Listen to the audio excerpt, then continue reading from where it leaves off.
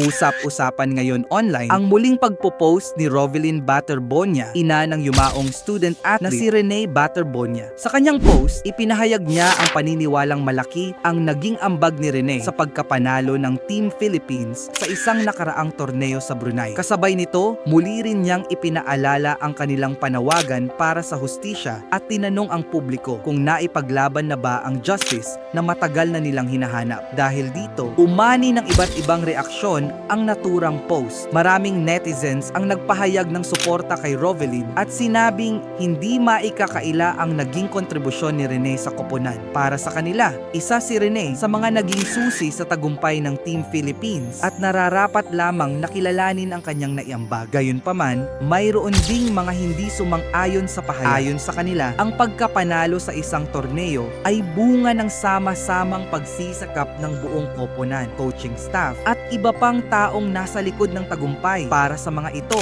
hindi raw nararapat na iugnay ang panalo sa iisang tao lamang. Sa huli, nananatiling hati ang opinyon ng publiko. Habang patuloy na ipinaglalaban ng pamilya ni Rene ang hustisyang kanilang hinihiling, muling nabuhay ang usapin tungkol sa kanyang naging kontribusyon sa larangan ng sport. Ikaw, ano ang masasabi mo? At kung gusto ninyo ng mga balita at trending na usapin sa social media, huwag kalimutang i-follow at i-like ang aming Facebook page para lagi kayong updated. Salamat po!